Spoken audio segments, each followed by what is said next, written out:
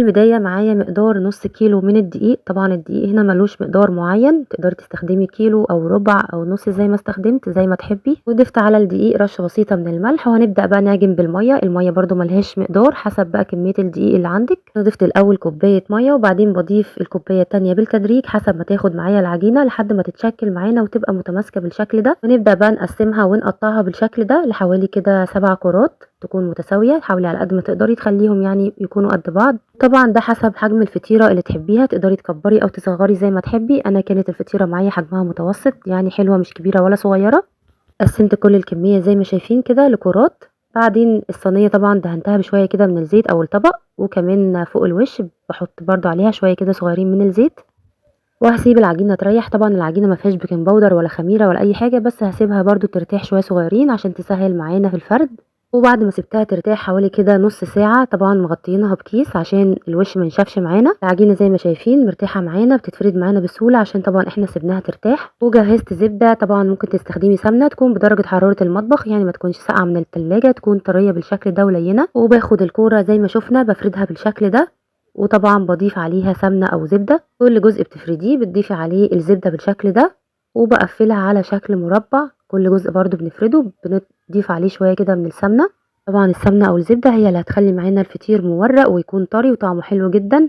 قفلته على شكل مربع زي ما شايفين، وبضغط عليه كده ضغطة بسيطة، وبعدين بقى اشيله في طبق واكمل باقي الكمية بنفس الطريقة. طبعا مفيش اسهل ولا اسرع من كده، بسيط جدا وسريع، وبجد النتيجة هتعجبك جدا. مش بياخد معانا كمان زبدة كتير او سمنة زي ما شايفين كده. يعني الحلوة دي او الوصفة دي بجد اقتصادية جدا، مش هتكلفنا حاجات كتير خالص، لها كده حاجات موجودة في البيت ان شاء الله. زي ما شايفين كده بحاول افردها على شكل الاول مستطيل، وبعدين كده بقفلها على شكل مربع بالشكل ده او مستطيل، وبفرده بالشكل ده لحد طبعا ما نخلص بقى باقي الكمية. خلصت باقي الكمية زي ما شايفين، عملوا معايا حوالي 7 من الفطاير دي. بجيب بقى طاسة على النار بعد ما خلصت كل الكمية، باخد اول واحدة كده جهزتها. الطاسة طبعا ما فيهاش اي حاجة، بنكتفي طبعا بالدهون اللي موجودة في الفطيرة نفسها. لو لقيتيها محتاجة ممكن تمسحي كده الطاسة بشوية صغيرين من الزبدة. واول حاجة بنضيف الفطير بالشكل ده، طبعا مش بنقلبه على الوش التاني الا لما ياخد لون من تحت، يبدأ يمسك نفسه الاول من تحت، تبدأي تقلبيه على الوش التاني. وطبعا بتكون النار متوسطة، وتغطي عليه كمان هتلاقيه بدأ ينفخ معاكي ويستوي من جوه ويبقى معاكي بالجمال ده. في دقايق كده هتكوني حضرتي كل الكمية دي كلها ما شاء الله بنص كيلو بس من الدقيق. عملتي فطير تحفة، ريحته تحفة جدا، طعمه حلو قوي، وكمان طري جدا ومورق. ما غطيتهوش ولا اي حاجة، لكن طلع معانا طري جدا زي ما شايفين، تحفة جدا ومورق جدا. ده طبعا عشان اديناله سمنة كافية او زبدة كافية. كل طبقة كنا بنفردها بنضيف عليها طبقة كده كويسة من الزبدة. تقدري طبعا تسيبيه سادة كده ويتاكل مع العسل او الجبنة. تقدري طبعا ترشي عليه سكر بودر زي ما عملت. تقدري كمان تضيفي مع السكر شوية كده من اللبن، وبيتقدم بالجمال ده. بجد تحفة جدا، طري جدا وطعمه حلو قوي، وبجد مورق من جوه، يعني كأننا فردنا طبقات كتير. رغم انه بسيط مخدش معانا وقت خالص ولا اخد مننا طبقات كتير، وطلع معانا بالجمال ده. صحكم تجربوه بجد هيعجبكم جدا. هتكتروا كمان الكمية من جماله وحلاوته وكمان من سهولته. تقدري كمان تضيفي عليه اي صوص بتحبيه، سواء كان صوص كراميل او نوتيلا او شوكولاتة زي ما تحبي تقدميه. استخدمت نص كيلو من الدقيق، ضفت عليه معلقتين كبار من السكر، وهضيف عليه رشة بسيطة من الملح، وكمان كيس من الخميرة الفورية او معلقة كبيرة. ضفت كمان معلقة كبيرة من البيكنج باودر، وهقلب المكونات دي مع بعض، مكونات بسيطة زي ما شفنا. هضيف كمان 3 معالق كبار من الزيت، تقدري تستبدليهم بالسمنة لو حابة. وهضيف كمان بيضة ومعلقة خل عشان البيض، ونقطتين من الفانيليا. وهبدأ أضيف كوباية من اللبن، يفضل طبعا إنها تكون دافية. وهنعجن بيها المكونات لحد ما الدقيق معانا يختفي وتشكل معانا العجينة. العجينة بتكون متماسكة، بس في نفس الوقت برضو بتكون طرية. محتاجة منك شوية مية أو لبن بتزودي لحد ما توصل معاكي للشكل ده. رشيت بس شوية زيت كده على البولة، وهضيفها لحد ما تخمر. بغطيها طبعا. كل ما بتخمر معانا وبتبقى بالشكل ده بنبدأ بقى نشكلها لكرات كده صغيرة، يعني مش صغيرة قوي ومش كبيرة قوي. بحاول كده اخليها تكون كلها مقاس واحد. ودي كده اسهل طريقة لتشكيل الدوناتس، بجد سهلة جدا، تقدري تعمليها في وقت قصير جدا ومش هتاخد معاكي اي مجهود. رصت خلاص الكمية كلها بالشكل ده وحطيتها في صينية. طبعا اخدت بقى اول واحدة كانت بدأت ترتاح معانا، وبفردها كده فردة بس بسيطة، مش بفردها للاخر، بتكون كده سميكة شوية.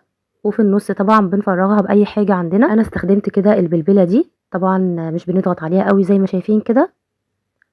وهنبدأ بقى نرصها على فوطة مطبخ، او ممكن طبعا على ورق زبدة، بس الفوطة بتسهل معانا كتير وكمان هتوفر معانا. هاخلّص بقى كل الكمية زي ما شايفين كده، وعلى ما خلّصت الكمية كلّها كانت طبعًا الكمية اللي بدأت بيها في الأول بدأت تخمر معانا، هنبدأ بقى نحمّرها على طول في زيت سخن على النار، مش بتسيبيها طبعًا تخمر كتير، يا دوب بس تلاقيها بدأ يرتفع كده حجمها، بتبدئي بقى تقليها.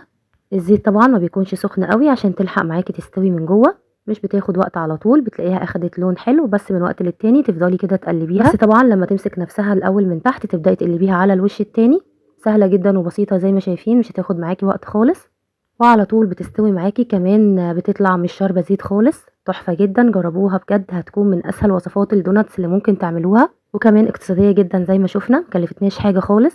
هنبدأ بقى الكور البسيطة الصغيرة دي هنبدأ برضه نحمّرها كده في الآخر، لو حابة تعجنيها من الأول وتعمليها كمان على شكل دوناتس لو حابة. وخلّصت خلاص كل الكمية زي ما شايفين كده ما شاء الله تحفة جدًا، إسفنجية جدًا وطرية، هنقفل كمان ضوء الكشاف كده عشان تبان أكتر من جوّه، هي مفرّغة وطرية جدًا وقطنية من جوّه، العجينة بجد ناجحة جدًا. هنزينها كمان تزيين بسيط ومش مكلف خالص، هنزينها بالسكر البودر بس، تقدري طبعًا تزينيها بالشوكولاتة أو بالشوكولاتة البيضا وتعملي بيها خطوط، أو طبعًا التزيين كتير أوي للدوناتس، بس دي كده أسهل طريقة ومش هتكلفنا كتير، وبجد تحفة وطعمها حلو أوي، طرية جدًا من جوّه مش شاربة زيت خالص، وبجد كل أطفالِك هيتجننوا عليها، والكمية ما شاء الله كتير جدًا بنُص كيلو بس من الدقيق، مكونات بسيطة عملنا أحلى حاجة حلوة كل الأطفال بتحبها. جاتوه شاتوه استخدمت فيه الخلاط، ضفت فيه كوباية من السكر وكوباية من اللبن، باضيف كمان عليهم كوباية من الزيت و4 معالق كبار من الكاكاو الخام أو نُص كوباية، وفي الوصفة دي طبعًا كل ما استخدمتوا كاكاو نوع حلو، كاكاو خام طبعًا كل ما هتطلع معاكم حلوة جدًا، وباضرب الخليط في الخلاط زي ما شُفنا لحد ما يتكون معانا صوص، هنبدأ ناخد منه كوباية كده مش مليانة بالشكل ده، هنبدأ بقى في نفس الخلاط هنضيف عليه 2 بيضة وهاضيف عليه نقطتين من الفانيليا ومعلقة كبيرة من الخل، معلقة الخل طبعًا بتدّي هشاشة للكيك، هنضرب المكونات كويس جدًا وبعدين هنضيفها في بولة وهاضيف عليها كوباية واحدة بس من الدقيق وكيس من البيكنج باودر أو معلقة كبيرة، وهنضرب الخليط ده كويس بالمضرب اليدوي زي ما شايفين، لحد ما كل المكونات تختلط معانا وبيبقى خليط الكيك جاهز معانا بالشكل ده. هنبدأ بقى نجيب صينية فيها شوية من الزيت أو السمنة وهنصب فيها خليط الكيك وندخلها الفرن على درجة حرارة 180 أو متوسطة، بتخرج معانا بالشكل ده، طبعا مش بنفتح عليها خالص قبل نص ساعة وبتخرج معانا بالشكل ده، نسيبها الأول تبرد وبعدين نضيف عليها الصوص اللي احنا جهزناه وشلناه في الأول، تقدري كمان ترشي فوق الوش كده أي نوع مكسرات أو شوكولاتة زي ما تحبي للتزيين تديها شكل حلو كمان طعم حلو. وهنبدأ بقى نقطعها ونشوف قد ايه هي من جوه طرية وهشة جدا وبجد طعمها حلو جدا، من أسهل الجاتوه والكيكات اللي ممكن تعمليها الجاتوه شاتوه، ومقاديره كمان بسيطة ومش مكلفة، وده شكل القطع معانا ما شاء الله تحفة جدًا، طعمها كان حلو جدًا، تنفع بقى جنب كوباية الشاي كده في الفطار أو العشا زي ما قلنا أو حاجة حلوة، سهلة جدًا وسريعة وبتنجح معاكِ من أول مرة، ومن أسهل الحلويات بجد اللي ممكن تعملوها، الوصفات النهارده كلها أسهل من بعض، جربوها إن شاء الله تعجبكم. استخدمت الخلاط وضفت فيه 2 بيضة، ضفت عليها كوباية من السكر وكوباية من اللبن أو الحليب، ضفت كمان نص كوباية من الزيت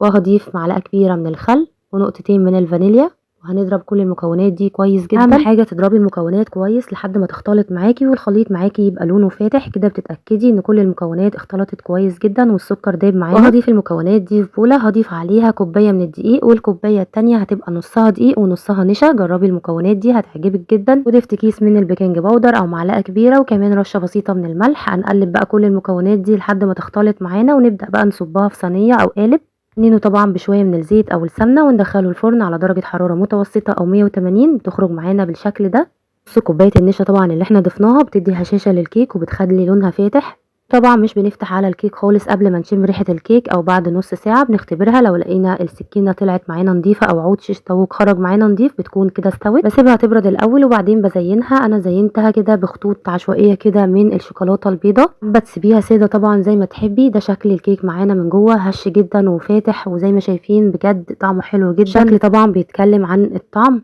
بجد تحفة جدًا زي ما شايفينها كده هشة وقطنية وطعمها بجد جميل ومكوناتها بسيطة زي ما شفنا مرتفعة زي ما شايفين كده وبجد تحفة، جربوها هتعجبكم جدًا، تنفعكم طبعًا للفطار أو العشا جنب كوباية الشاي أو حاجة كده بين الوجبات أو كمان لانش بوكس للمدرسة. هاجيب بولة وهاضيف فيها كوباية من اللبن وضفت عليها ربع كوباية من السكر، عليها كيس من الخميرة الفورية، تقدري كمان تستبدلي اللبن ده بالمية، انا استخدمت نص الكوبايه لبن وكملت نصها كمان بالميه وقلبتها كويس، بعدين ضفت عليها ربع كوبايه من الزيت وقلبت المكونات دي وهسيبها كده على جنب جبت بقى نص كيلو من الدقيق، ضفت عليه رشه من الملح ونزلت عليه بالمكونات اللي انا خلطتها في الاول، وهنخلط بقى او نعجن لحد ما المكونات كلها تدخل في بعض. ولقيتي كمان العجينه محتاجه لشويه ميه او لبن، بتضيفي شويه ميه بالتدريج لحد ما العجينه معاكي تتلم وتبقى متماسكه بالشكل ده. تعجنيها طبعا شويه حلوين لحد ما العجينه معاكي يبقى ملمسها ناعم بالشكل ده. بسيبها بقى لحد ما تخمر، بغطيها وبسيبها في مكان دافي لحد ما يتضاعف حجمها بالشكل ده. كده العجينه خمرت معانا وبقت جاهزه. ابدا بقى اجيب بوله ضفت فيها حوالي كده نص كوبايه من السكر، عليها شويه كده من القرفه او معلقه صغيره. طبعا مقدار السكر والقرفه هنا ملوش مقدار معين، تحبي تزودي القرفه او تقلليها زي ما تحبي.